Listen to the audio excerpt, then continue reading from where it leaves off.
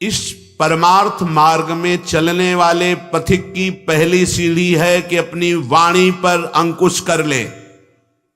वांग निरोधो योगस्य प्रथमम द्वारम, मौन का आश्रय ले लो। ज्यादा बोलने का अभ्यास ही नहीं होना चाहिए। बड़े अपराध बन जाते हैं, निंदा स्तुति बन जाती है, दोष दर्शन होने लगता है, वो साधक गिर जाता है। मौन का स्वभाव बनाना चाहिए। जड़ मौन यहां वृंदावन में ठीक नहीं। यहां हम राधा राधा बोलेंगे, प्रभु की चर्चा बोलेंगे, कोई प्रश्न करेगा तो जो शास्त्र सम्मत बात है उत्तर देंगे, नहीं तो मौन रहेंगे। प्रपंच की तरफ से पूर्ण मौन होना चाहिए। आपको पहली बार कोई खड़ा करके बात कर रहा है, समझ में आया कि इससे बात करना प्रभु को भूल जाना है, अगली बार से वो कहेगा राधे राधे, उत्तर नहीं देना। श्री हरिवंश, उत्तर नहीं देना। अंदर से श्री हरिवंश बोले, चल दिए। हमें किसी से क्या लेना देना। हम किसी का अहित नहीं करेंगे, अमंगल नहीं करेंगे, हम किसी पर दोष दर्शन नहीं करेंगे, पर हम अपनी वृत्ति को भगवदाकार करने आए हैं। ये नहीं कि कोई हमसे बोले तो हम बोलना जरूरी है, नहीं। कोई प्रश्न करे तो बोलना जरूरी नहीं। उपासक हो, आप कृपा करें तो बात कर ले, ना चाहे तो बिल्कुल आपके ऊपर कोई शासन नहीं कि आपको बात करना ही पड़ेगा, ऐसा सिद्धांत नहीं है। योगस्य प्रथमम द्वारम वांग निरोधो, सबसे पहली साधना है वाणी को रोक ले। बोलने से बहुत शक्ति नष्ट हो जाती है। जैसे हम भगवत चर्चा करें तो इससे शक्ति बढ़ती है, लेकिन प्रपंच की वार्ता करने से वाणी की शक्ति नष्ट हो जाती है। जब आपकी जबान अपवित्र हो गई तो नाम कैसे चलेगा? जब वाणी अपवित्र है तो आपके अंदर शास्त्री कैसे शब्दों का भाव आ पाएगा? नहीं आ पाएगा। महावाक्यार्थस्य विचार्यताम, आप नहीं विचार करने की क्षमता वाले रहेंगे। यदि आपने व्यर्थ की बातें शुरू कर दी, अश्लील भाषण बोलते, गंदी भाषा बोलते, तो आप में कभी विचार शक्ति ही नहीं रह जाएगी कि आप शास्त्रों के, संतों के वाक्यों का मनन करने की सामर्थ्य रखें। खो देंगे सामर्थ्य। बहुत अमृतमय वचन निकलते हैं मौन वाणी को पावन रखने वालों के, एकदम शहद में डूबे हुए वचन। इसलिए वाणी पर अंकुश कीजिए। जरूरत हो तो बोलिए, नहीं तो मौन। श्री जी का जस गाइए, नाम कीर्तन कीजिए, इसके अलावा मौन रहिए। इन नियम ले लीजिए। जब आए हो भगवत प्राप्ति के लिए तो काहे को बख्शो। इन इंद्रियों को सीधे अनुशासन में लीजिए ना। आपका स्वरूप इंद्रियां थोड़ी है, आप इनके संचालक हैं। आपकी सामर्थ्य से सामर्थ्यवान होकर आपको बांधे हुए हैं, आप इनको बांधिए। बहुत हो गई स्वतंत्रता इन दुष्टों की। माता देहूती जी भगवान कपिल जी से कहती, मैं ऊब गई इन दुष्ट इंद्रियों से भोगते हुए, नाथ अब वो उपाय बताइए जिनसे इन दुष्ट इंद्रियों के कब्जे से मैं बाहर निकलूं। माता देहूती जी, ये बहुत दुष्ट है। ये कुछ मिनट तो लगेगा, बहुत शांत है और भगवत स्वरूप में लगने वाली हैं, और एक क्षण में गिरा के ऐसे नरक में खड़ा कर देंगी जहां पश्चाताप ही होता है, हाथ कुछ नहीं लगता। योगस्य प्रथमम द्वारम वांग निरोधो, फिर अपरिग्रह। पहला द्वार है वाणी पर शासन कीजिए। हम वाणी गायन करेंगे, श्री जी के लीला चरित्र, नाम कीर्तन, इसके अलावा मौन। कई साधकों को यह स्पष्ट आज्ञा करी श्री जी की प्रेरणा से कि आप नहीं बोलोगे, तो उसका पालन करना चाहिए। जब सत्संग में आप सुन रहे हैं कि योगस्य प्रथमम द्वारम, तो आप अपनी वाणी को संयम में रखिए।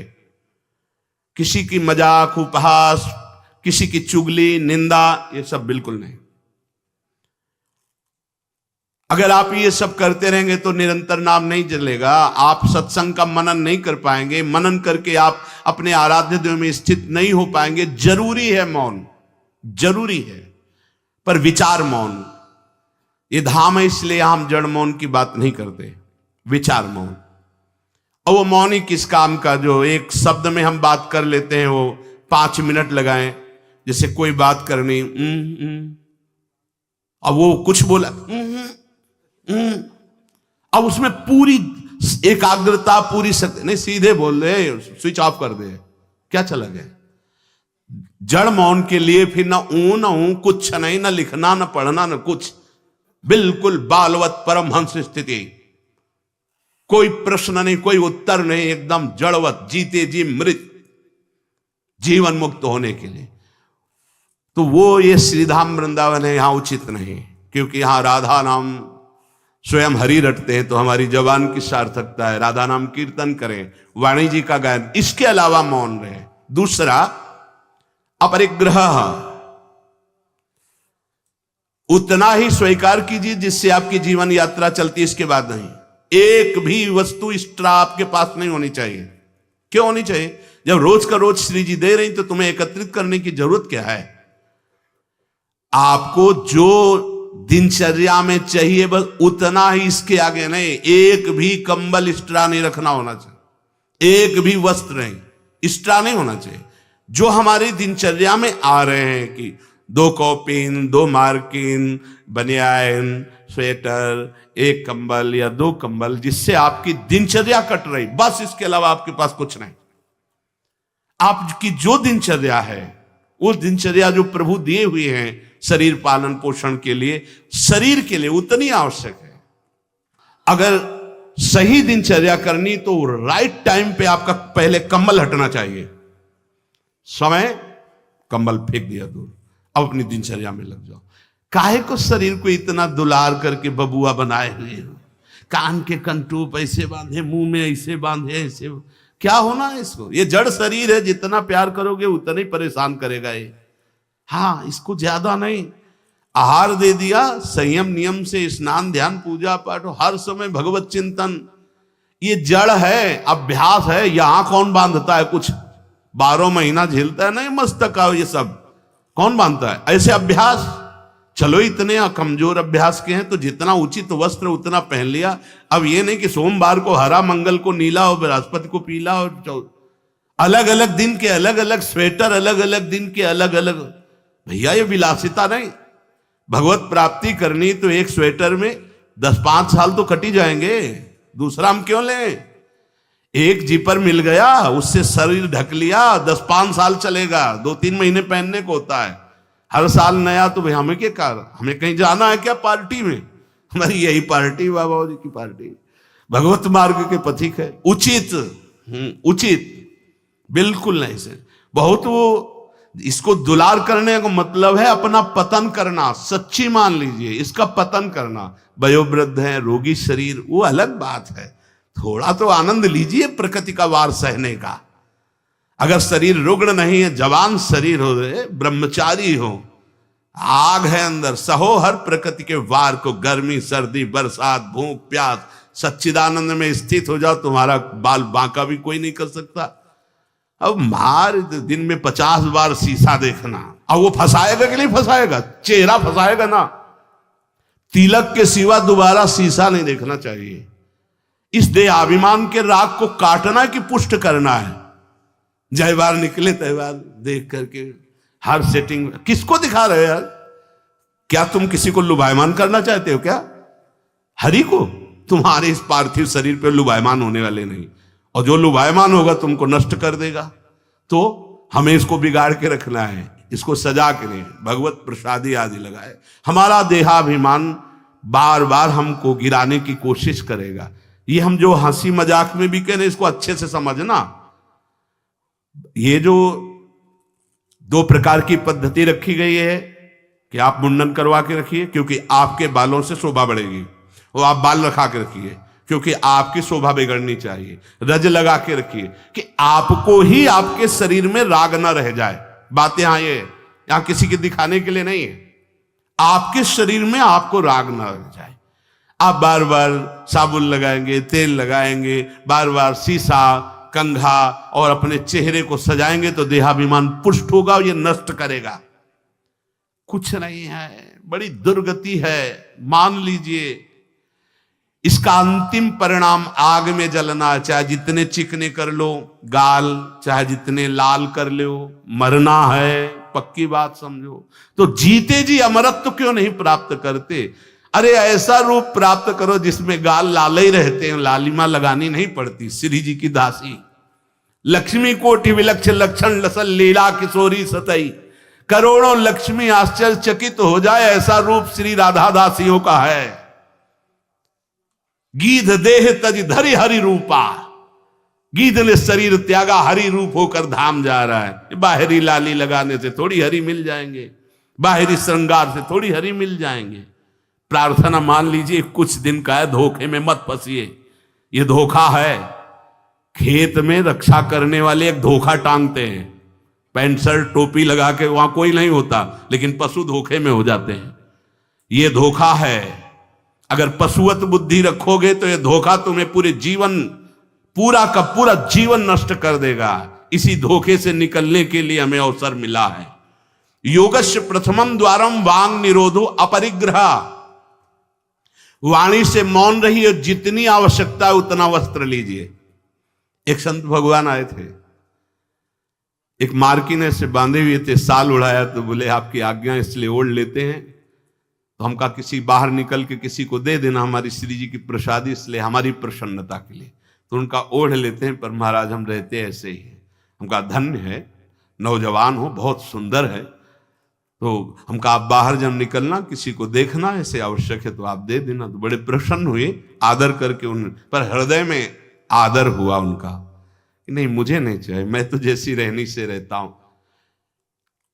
हमने घटिया घाट है एक फर्रुखाबाद फतेहगढ़ की तरफ, वहां रुके हुए थे। एक महात्मा को देखा, वयोवृद्ध थे, एक पतली मार्किन, माघ महीना, ये कौन सा माघ चल रहा है, यही तो चल रहा है, मकर संक्रांति का अवसर। तो वहां रामनगरिया लगती है 1 महीने के लिए। जैसे प्रयाग में कुंभ में लगता है, तो गंगा किनारे हर साल मकर संक्रांति में हजारों लोग 1 महीना वास करते हैं, रोज गंगा स्नान त्रिकाल करते हैं। उन महात्मा जी के समीप रात्रि में गए तो शरीर कांप रहा था और मंत्राकार वृत्ति, एक झोपड़ी में बैठे हुए थे। बड़ी लज्जा लगी हमें अपने ऊपर कि हमारा जवान शरीर है, 30-35 वर्ष पहले की बात, और हम 1 मार्किन पहने, 1 मार्किन ओढ़े, ये तो केवल 1 मार्किन पे है, तो हमारा क्या कर्तव्य बनता है, हमको ये भी फेंक देना चाहिए। ये वयोवृद्ध हैं और मौन है। तो उनसे प्रार्थना की कि यहां आश्रम से एक कंबल ले आए, आपका शरीर कांप रहा है। ऐसे मुस्कुरा के कहा नहीं। तो चोट पे चोट लग रही थी कि धिक्कार हमारे जीवन को, ये वयोवृद्ध होकर इतना तितिक्षापूर्ण जीवन, और हम जवान होकर के इसको सह नहीं पा रहे। आप सच्ची मानना, जो तितिक्षापूर्ण है बहुत जल्दी भगवत साक्षात्कार होता है। भगवान आदेश करते तास तितिक्षस्व भारत। आज हम केवल शरीर दुलार में अपने समय को नष्ट करते हैं, शरीर पोषण में। भाई देखो, ये छोटी छोटी बातें आपको देखने में लगती होंगी बड़ी बात है, यही आपको आपके आराध्य देव से विलग किए हुए हैं। महीना भर आप केवल ऐसे आहार करके देखिए कि जिसे तुम्हारा मन कहता अच्छा उसको हटा दीजिए। आज थोड़ा त्याग मत वर्णन कीजिए, आज थोड़ा हमारे उदर में परेशानी है तो हमें केवल आप रोटी और सब्जी दीजिए। महीना भर केवल रोटी सब्जी उचित। आप देखो, अगर आपके अंदर का रजोगुण तमोगुण नष्ट ना हो जाए तो कहना आपके अंदर सात्विक भाव आ जाएगा, मंत्र में स्थिति होने लगेगी। अब आप, हमने देखा है जैसे गुलाब जामुन, कचौड़ी, पकौड़ी, ये सब कहीं जैसे भिक्षान्न में मिली भी और भरपेट पा लिया, तो वो रस नहीं आया भजन में। जो एक सूखी रोटी ऐसे चबा के गंगा जल पी करके जो रस आता है ना, वो नहीं आता है। सच्ची मानिए, पहले के बड़े बड़े भजनानंदी महापुरुष अपने जीवन को ऐसे ही। तो अपरिग्रह ये बहुत बड़ी बात है, साधक यहां चूक करता है। देखो, आप लोग तो इतने बढ़िया अवसर पे हैं कि आपको ना किसी से मांगना है, ना आपको अपनी कोई परवाह होनी चाहिए, क्योंकि श्री जी व्यवस्था कर रही। आपको जो वस्त्र उचित है वो ले लीजिए, जो भोजन उचित है, और अपनी सेवा और मंत्राकार वृत्ति। आपको किसी से कोई मतलब ही नहीं। आपको तो भिक्षान्न के लिए भी नहीं जाना है, अपने आप आकाश वृत्ति से प्रभु देते हैं। तो आपका रूम आपकी कुटिया है, आपकी दिनचर्या एक स्वयं की दिनचर्या है। आपके रूम में अपरिग्रह दिखाई देना चाहिए। बिछाने का, एक ओढ़ने का, जो आप जितना सहन कर सकते हैं उतना। अगर आप एक कंबल से रात काट सकते हैं तो दूसरी मत डालिए, चाहे 10,000 रखे हो, आपको क्या मतलब है? पूरी सृष्टि में सब भोग सामग्री आपके लिए है क्या? अपरिग्रह, हम जहां चूक करते हैं उसको पक्के से बांध लीजिए, अभी आनंद की धारा में आ जाओगे। वाणी को कंट्रोल, शासन। आवश्यक है तो बोलेंगे, नहीं तो मौन। दूसरा, उतना ही स्वीकार करेंगे जितने की आवश्यकता है। भगवदानुभूति के लिए एक बार तो आग लगनी चाहिए जीवन में, कि जीवन मृत तुल्य होना चाहिए। यहां जरा सा साधन बना कि पोस्टर बैनर में आ गए, प्रशंसा में आ गए, कैसे भगवत प्राप्ति होगी? अपरिग्रह।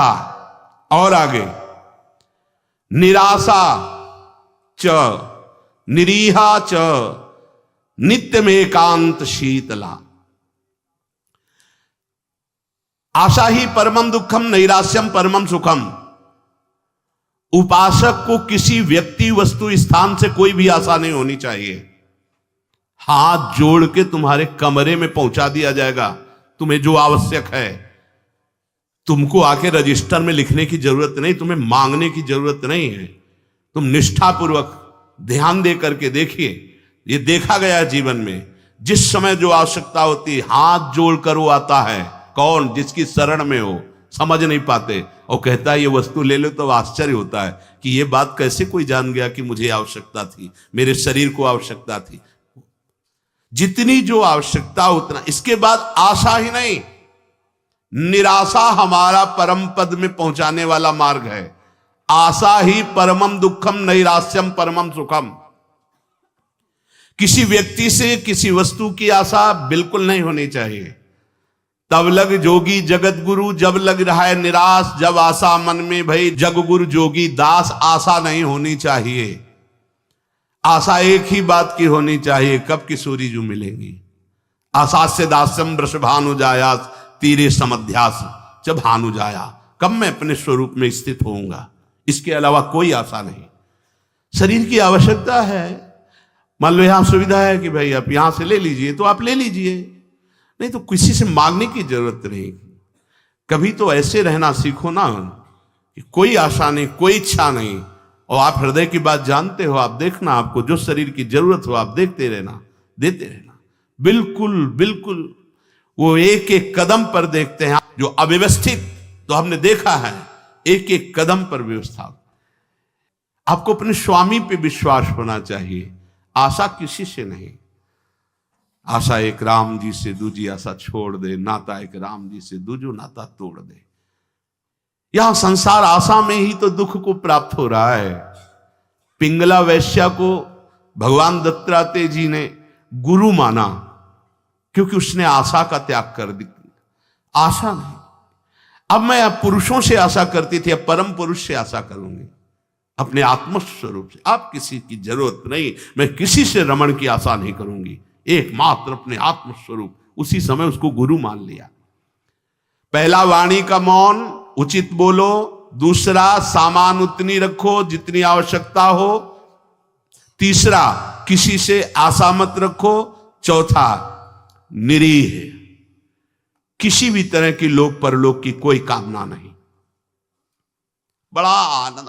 अभी देखो, जीवन मुक्त हो जाओगे।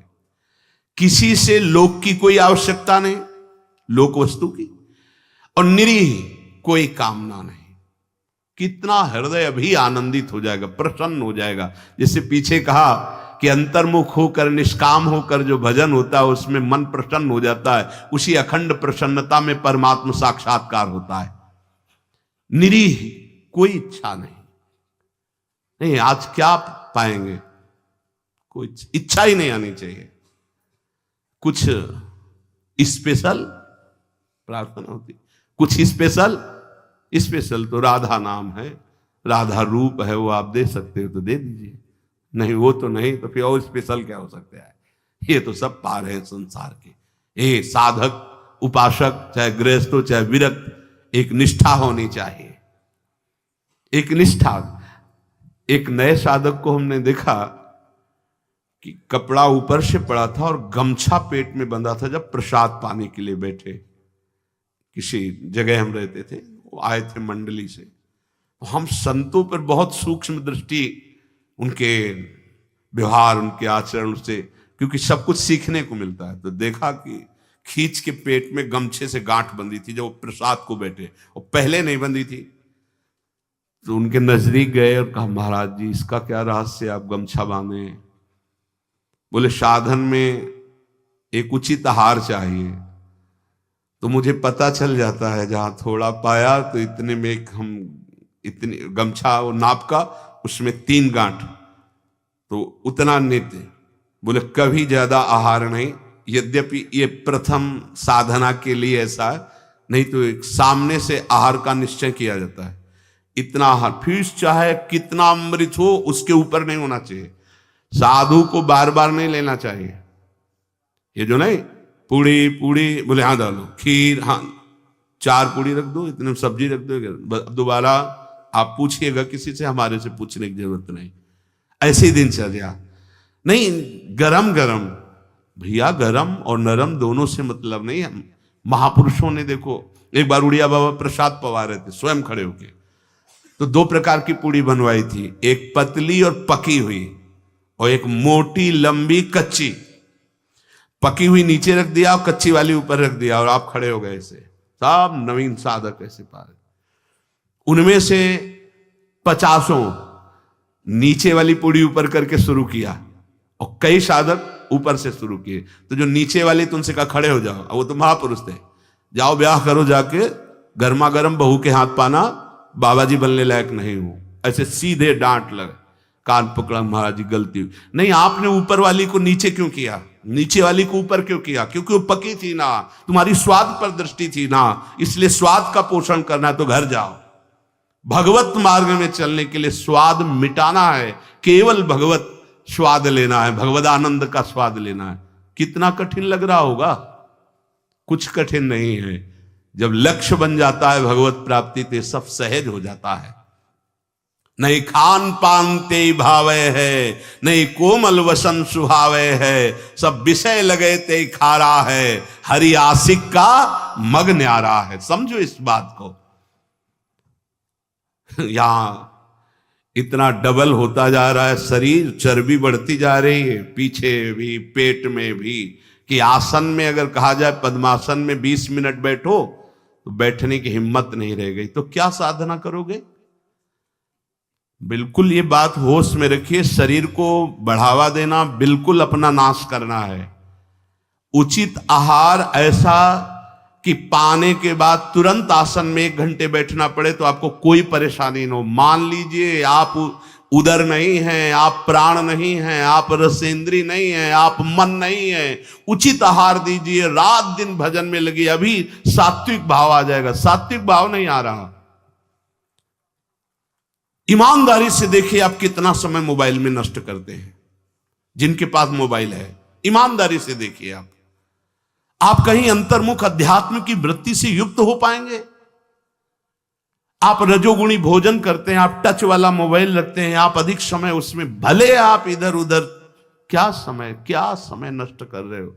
एक एक सेकंड इतना है। जब कोई जरा सी व्यर्थ की बात करता है तो चिड़चिड़ाहट पैदा होती कि ये तुम अपना समय नष्ट कर रहे हो, समय नष्ट कर। अरे जितने सेकंड में हम राधा राधा बोलते उतने में तुमने व्यर्थ बात सुना दी, व्यर्थ बात।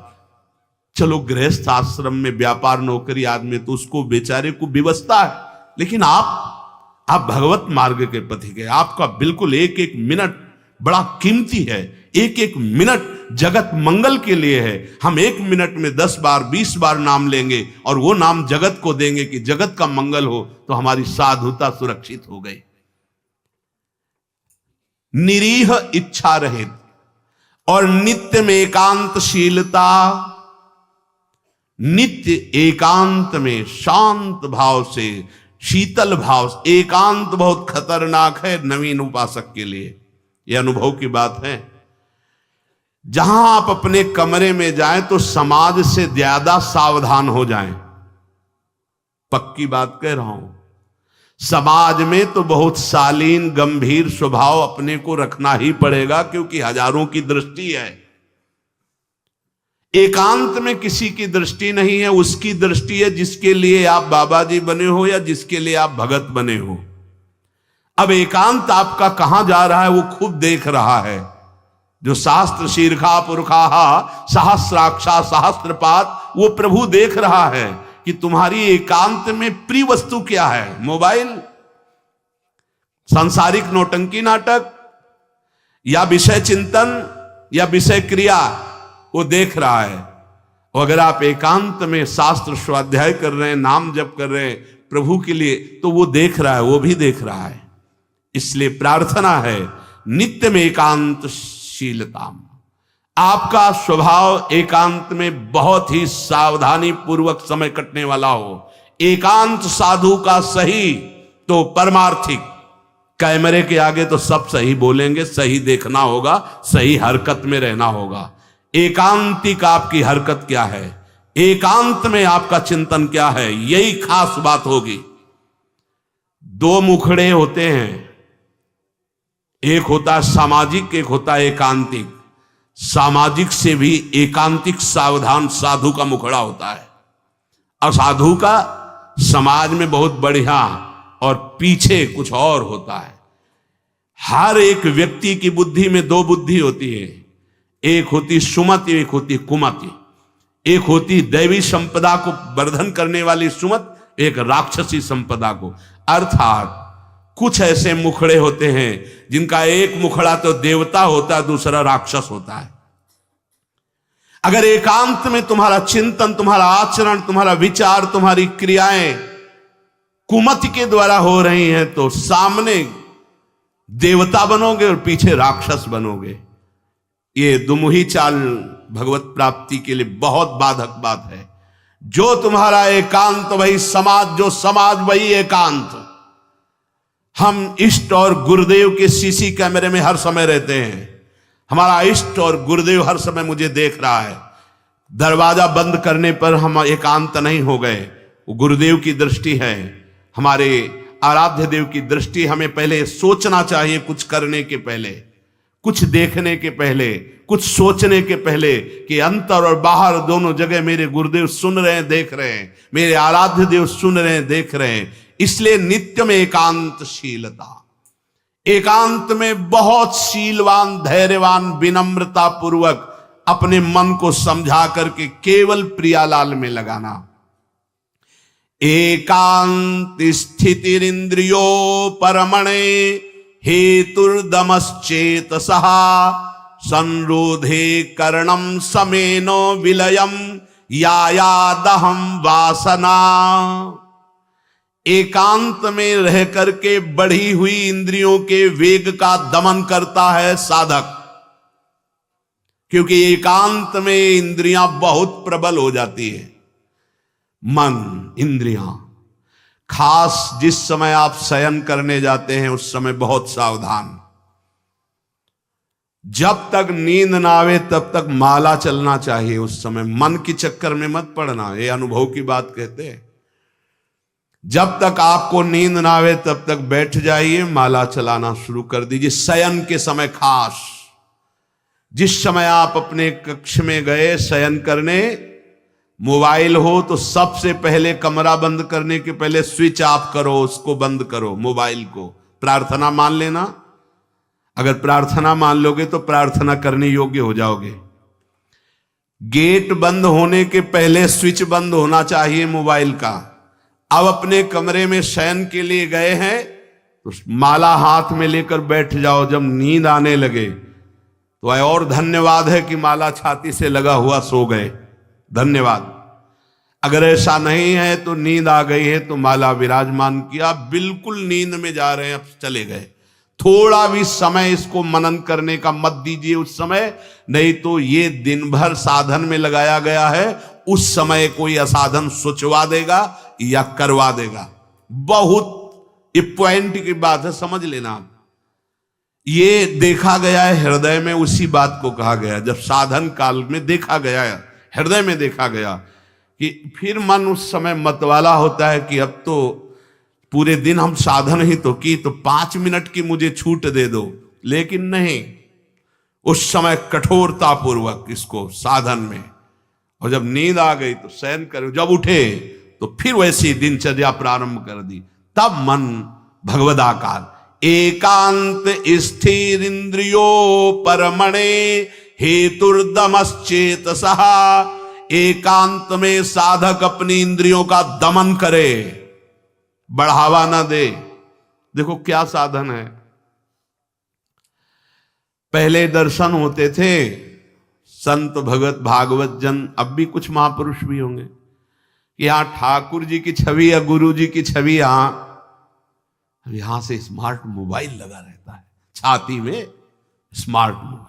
ये भैया ठीक है, व्यवहार काल के लिए यदि तुम्हारी कोई आवश्यकता हो, तुम बहुत व्यवहार में, तो हम नहीं। अच्छा बताओ आपको क्या जरूरत है? राष्ट्रपति से बात करनी है क्या आपको? किस विधान में आपको कपड़ा बेचना है, अनाज बेचना है?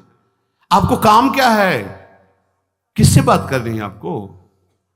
जिनकी विशेष व्यवहारिक कोई सेवा गुरुजनों से मिली, वो तो बात उतनी ही केवल जितनी मिली है। नहीं, आप बताओ, हम भगवत प्राप्ति के मार्ग के साधकों के लिए मोबाइल भगवान की क्या आवश्यकता है? कितनी आवश्यकता है? क्यों आवश्यकता है? जैसे सिलेंडर आदि लाना है या वो कुछ भाई और कोई सर, तो रख लो, हम कह रहे हैं वो छोटा वाला रख लो, उससे अपना काम।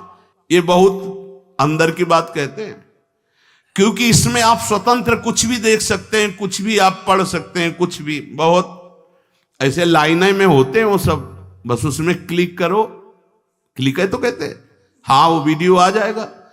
वो वीडियो आ जाएगा तो तुम्हारा अंदर का वीडियो गायब हो जाएगा, परमार्थ वाला। एकांत स्थिर इंद्रियों पर हेतुर्दमश्चेतसः। दमन कर दो इंद्रियों का। ये कहां सीखोगे, कब सीखोगे, किस देश में सीखोगे, यदि धाम में रहकर इंद्रियों का दमन करना ना आया? इंद्रियों का दमन कर दो। इंद्रिय दमन होने से चित्त का स्वयं निरोध हो जाता है, और चित्त की वासना का नाश होते ही योगी को परमानंद का अनुभव हो जाता है। यह है खेल। इंद्रियों का दमन हुआ, मन और चित्त एक ही बात है। चित्त का निर्वासनिक होना, ब्रह्मानंद का स्फुरित हो जाना, भगवदानंद का स्फुरित हो जाना, और फिर स्फुरित होकर अविचल भाव में स्थित हो जाना। यही जीवन मुक्त अवस्था मुनि की होती है, महात्मा की होती है। साधक सिद्ध अवस्था को प्राप्त हो जाता है। इसलिए जो सत्संग में सुना उसका मनन किया जाए, उसको जीवन में धारण किया जाए। देखो बड़े भाग्य से सत्संग ये मिल रहा है जो शास्त्र सम्मत। मन का और आसक्त संसार में हो जाना, मन का भंजन होकर परमात्मा प्राप्ति के लिए चलना, ये तो बहुत ही कठिन। आप सुन रहे हो, हम बड़े कृपा पात्र हैं जो आप सुन रहे हो। आप सुन रहे हो तो हम बड़े कृपा पात्र हैं कि आप ये सत्संग सुन रहे हो। नहीं तो इस सत्संग के सुनने के लिए अपने आप से गा लो, अपने आप से सुन लो, वो तो सुनने को मिलेगा क्योंकि उसमें। लेकिन इसमें सुना है, इसमें नाश नाश नाश, काट काट, हर संबंध, हर विषय, हर मनोरंजन काट, फिर आकर के अपने स्वरूप में स्थित हो गया। हम आपके ऋणी हैं जो आप ये सत्संग सुन रहे हैं, और अगर इस सत्संग को सुनकर मनन करके आप जीवन में धारण कर लेंगे तो सच्ची मानिएगा इसी जन्म में भगवत प्राप्ति हो जाएगी, जो अत्यंत कठिन है। नहीं तो विषय रस बढ़ाने वाला, संसार पे सत्यत्व बुद्धि करने वाला, नाना प्रकार के भोगों की प्राप्ति का उपाय बताने वाला, ये तो बात मिल सकती है, ये प्रवचन मिल सकता है। लेकिन समस्त संशयों को छिन्न भिन्न करके परमात्मा स्थित करने, ये तो जब द्रवहि दीन दयालु राघव तो साधु संगति पाइए। इसलिए लाभ ले लीजिए। ये हम कह रहे हैं इसलिए नहीं, ये बहुत बड़ा संयोग बना है प्रभु का। जैसे आंधी कभी कभी आती है, ऐसे ही हरि की अनुग्रह रूपी आंधी चल गई है। अगर इस आंधी में उड़ गए तो प्रभु के पास पहुंच जाओगे, और नहीं तो आगे कलयुग की आंधी ऐसी आ रही है जो काली आंधी है, जिसमें मार्ग ही नहीं दिखाई देगा कि सतमार्ग किसे कहते हैं। जीवन का लाभ ले लीजिए। अपनी इंद्रियों को ज्यादा बहिर्मुख मत कीजिए, नाम जप कीजिए, भगवद आश्रित रहिए। जो सुनिए तो मनन कीजिए, ना पकड़ पाए तो बार बार सुनिए। आजकल तो सुविधा है कि